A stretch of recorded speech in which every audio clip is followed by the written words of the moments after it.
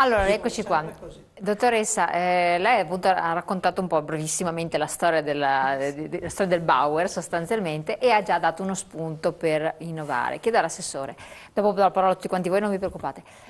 Secondo lei c'è una fattibilità concreta in questo piccolo spunto che ha dato, poi magari anche altre idee, se poi entra a contatto l'hotel, struttura con l'amministrazione o con il sistema dei trasporti? Cioè, è pronta il sistema? Lo dicevamo prima mentre scorreva la pubblicità, è del tutto evidente che poi la domanda, la richiesta dell'imprenditore deve incrociarsi con la fattibilità prima di tutto delle persone che abbiano l'apertura per poter comprendere, per poter dire io vado incontro. Ed è la stessa cosa E la velocità però dico anche perché la il velocità, problema... ma è la stessa cosa della pubblica amministrazione. Io me ne sono resa conto sin dal primo giorno, se ci si mette veramente sul pezzo, come si suol dire, e si sta nella macchina con il fiato sul collo a chi probabilmente non ha fino in fondo nessun interesse a semplificarla. Ah, ecco, cioè, è pregevole questo suo riconoscimento perché... No, è del tutto evidente, ma le cose si realizzano con sì. le mani e con la testa delle persone. Però ci sono troppe persone forse che non hanno interesse a realizzarlo perché viene meno la Ma loro... è evidente perché il potere che ha la burocrazia è un potere immane, ha il potere innanzitutto di toglierti la libertà, che è una cosa che ti mette in ginocchio immediatamente, e poi in qualche modo di umiliarti, perché io una delle prime cose che dico qui, quando arrivano gli imprenditori, devono trovare le porte non aperte, spalancate, perché voi tutti, io per prima, noi tutti, lavoriamo e siamo qui per l'impresa, nel mio settore, nel mio campo, poi saremo per le imprese al turismo, lo saremo per tutto il sistema sanitario dove si parla di sanità, ma in fin dei conti la politica è uno strumento per migliorare e far crescere la società, se no è un'altra cosa. Almeno a me hanno insegnato questo. Poi... No, ma infatti è importantissimo che lei l'abbia detto perché di fatto ci sono problemi. No, volevo solo dire che sono d'accordo sicuramente sull'aspetto del potere della burocrazia, no? Ma ci siamo mai chiesti perché la burocrazia ha tutto questo potere? Perché non è controllata. Non possiamo fare qualcosa per modificare o per attenuare questo potere? Assolutamente. Perché se lei è assessore giustamente ha detto questo. Perché io ho sentito come imprenditori, noi imprenditori ci lamentiamo tantissimo di questo aspetto, no? Adesso sento anche i politici che si lamentano del potere della burocrazia. Ci manca solo l'università che si lamenta, anche l'università si lamenta di questo. Anche loro hanno una bella fetta di burocrazia. Se siamo che li tutti ferma. consapevoli, perché non facciamo qualcosa? Perché concretamente, perché io sono abituato, sono estremamente concreto, no? Sono abituato in impresa e io credo che si possa fare qualcosa.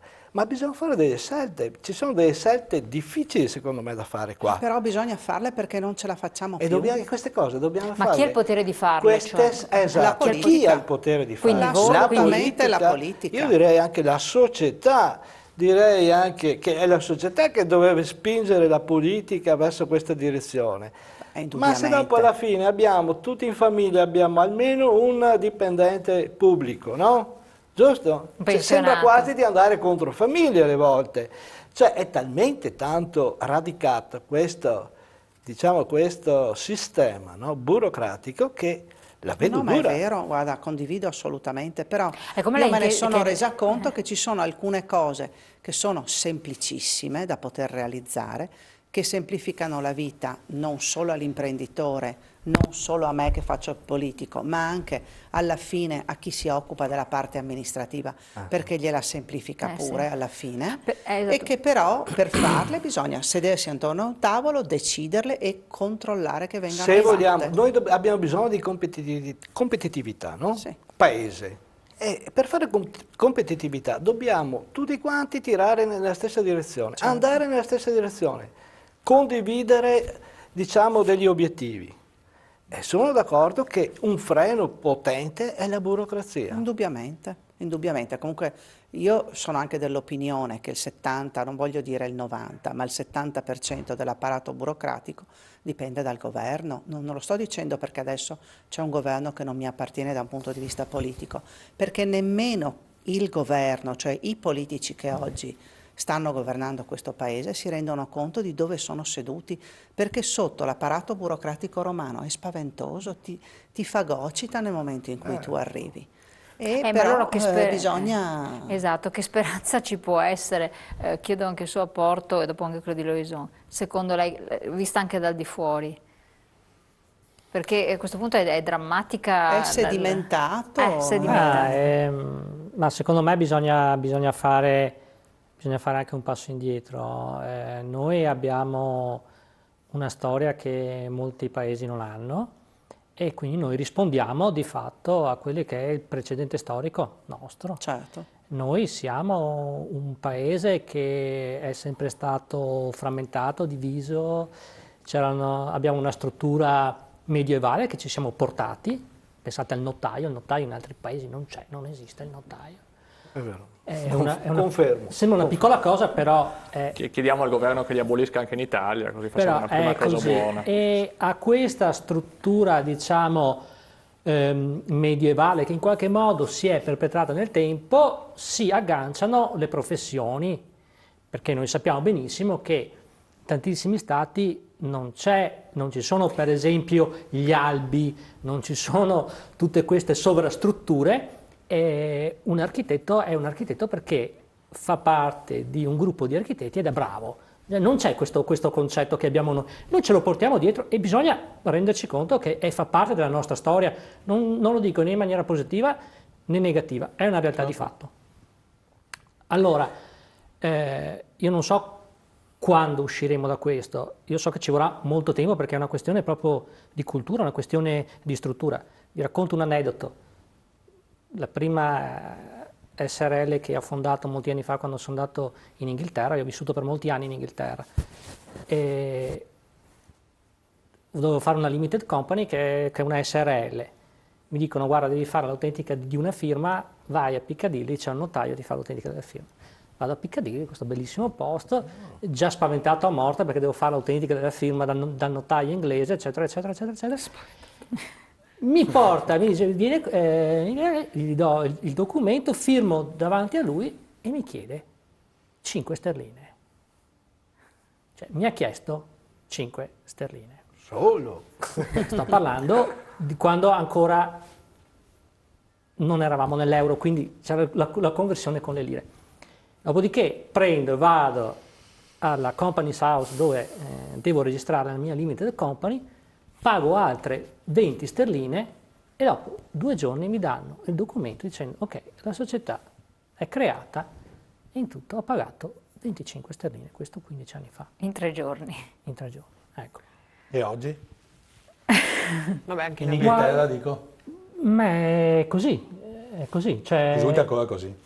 Cioè non è cambiato, voglio dire. Io la prima esperienza di lavoro l'ho fatta come operaio in una pizzeria industriale, per ogni 100 sterline che prendevo, 40 mi venivano trattenute come costo sociale, se vogliamo, e ancora oggi funziona così, il lavoro ha questo costo finito, non è come da noi ed è tutto molto semplice, una sola ritenuta e basta.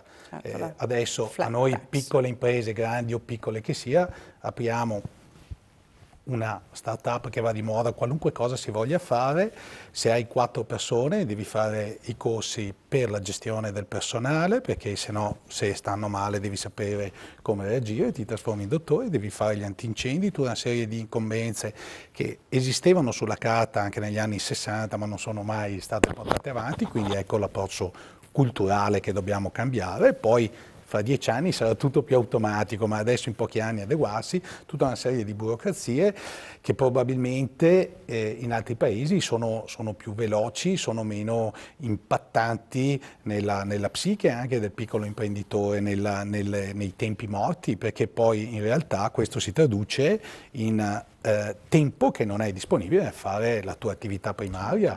Questo è il grande problema e soluzioni dall'apparato si tende a non darne, cioè non è che vai nell'ufficio e dici va bene, devo fare questo, mi aiuti, o essendo io una piccola impresa con 10, 12, 15, 20, questa è la media del nostro tessuto, abbiamo una risposta molto veloce dall'altra parte. Noi come prima esperienza magari non abbiamo conoscenze rispetto ad aziende con 300-400 dipendenti che hanno già affrontato e hanno già un qualche responsabile ben avvezzo e quindi possono anche reagire un po' più professionalmente.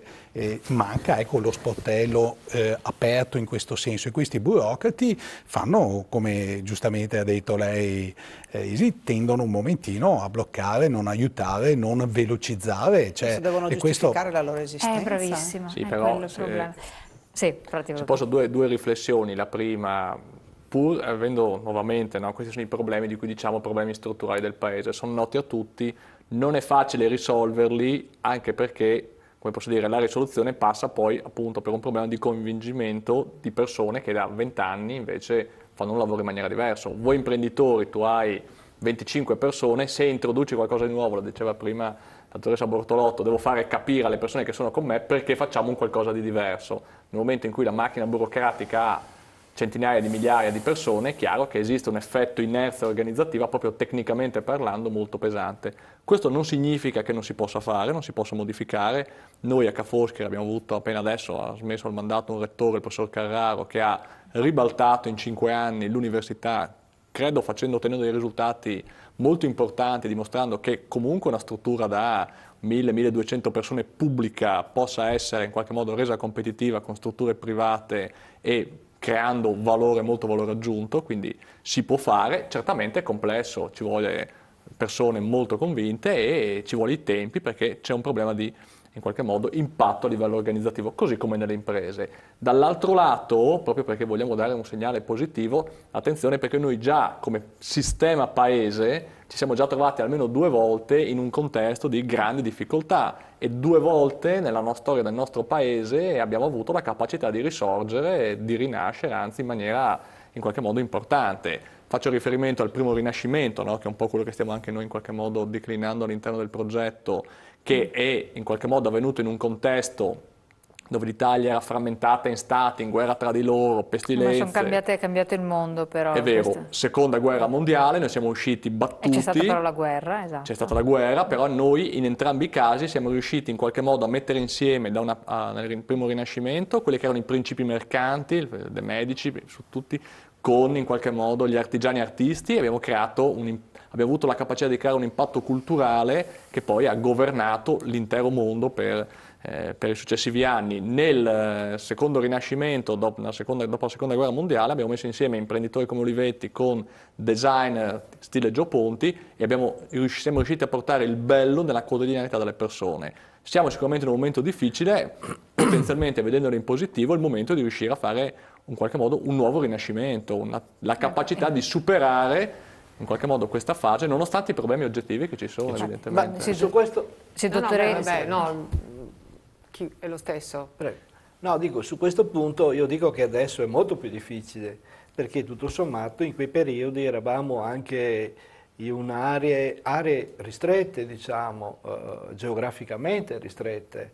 Credo che ora il nostro confronto ora è col mondo intero, cioè con l'economia globale. Credo che ci voglia. Ed è stato un po' di blocco che è avvenuto questo. Cioè, è questo che ci ha messo in crisi, ci ha messo in evidenza tutte le nostre magagne, diciamo, no? Che prima potevamo anche nasconderle e tutti gli aspetti competitivi si potevano anche proteggere con le dogane. Da quando io ho fatto proprio tutto il passaggio come imprenditore, perché sono nato nell'81 come imprenditore, dove c'erano ancora tutte le dogane, i dazi, no? Poi ho visto crollare le dogane, ho visto prima in Europa, poi ho visto anche diciamo, gli accordi a livello di WTO, no? Con i mercati globali, e mi sono accorto che bisognava cambiare passo, cioè l'impresa doveva cambiare passo. Chi è riuscito a cambiare passo allora, bisogna cambiare allora, diciamo negli anni 80, bisogna già agganciare diciamo, il concetto del mercato più ampio, globale. È ovvio che è partito allora e ora si trova molto bene, no? Cioè, perché, ma secondo lei adesso è troppo tardi? Adesso è tardi? No, piuttosto di non farlo è meglio farlo comunque, perché è comunque una difesa per l'imprenditore. Ma le aziende, credo che le aziende che sono state analizzate alla fine, non credo di sbagliarmi molto, ma saranno tutte aziende che hanno una quota export molto elevata. Assolutamente. Assolutamente sì. Questo anch'io, io sono raddoppiato nel periodo di crisi, diciamo, in questi ultimi 5 anni ho raddoppiato il fatturato e è migliorato di molto la redditività, raddoppiare il fatturato in periodi di crisi. Ma perché? Perché il mio mercato, tutto sommato, Italia, a me, potrei usare un brutto termine, non me ne frega più di tanto, perché, esattamente questo è il perché problema. ho quota export 90%. Ma non solo lei, quasi tutti, perché questo è il problema, che Esatto. il mercato italiano purtroppo non fa massa su queste aziende. Completamente fermo. E quello, chi ha fatto questo, ecco, innovare, forse anche questo bisognerebbe applicarlo al metodo di pensiero in cui invece non ragionano solo le aziende, ragiona come voi avete detto lo Stato, la burocrazia. Lei dice ci portiamo dietro una storia, lei ha una soffitta, faccia conto di avere una soffitta piena di libri storici della nonna, della zia, le seggiole rotte, i vestiti, ci sono tante cose che non servono più, magari abbiamo oggi la fotocopiatrice, fotocopiamo in un dischetto e liberiamo di sovrapposizioni. Questo bisogna snellire, bisogna mettere di pensiero di snellire, ci sono tante cose inutili, non servono più, non servono a nessuno. Il caso umano, certo, l'Italia è un caso umano perché tutte le persone che oggi hanno un ruolo, un compito, un piccolo lavoro, che producono o che non producono, cosa si fa? Si mandano a casa? Vabbè, è quello un altro problema, ma anche, fra un po' anche i pensionati, cosa li mandiamo a casa a fare cosa? Diventare vecchi e diventare un peso per lo Stato, non ci si pensa, vabbè. Ma io quello che voglio dire, l'unica è dobbiamo arrivare tutti a obbligarci a dire questo non serve, facciamone a meno. Se arriviamo in questo, innoviamo in quel modo lì, cioè, quindi 10 leggi una sopra l'altra e arriva al punto, non faccio un esempio di una che è uscita anche adesso, ottima legge, peccato che è attiva da quando è stata fatta, quello prima per 6 mesi no, quindi sono cose che uno non ci pensa, ma diventano poi sì, stupidamente. Assolutamente. Volevo chiedere all'assessore, perché rappresento poi i vertici nell'ambito per esempio regionale, che comunque per noi è rilevante, la Regione del Veneto rileva. Secondo lei una figura come quindi un assessore, che c'è la giunta e tutto, un presidente del Consiglio, un ministro, quindi i vertici, riescono politicamente a cambiare queste cose?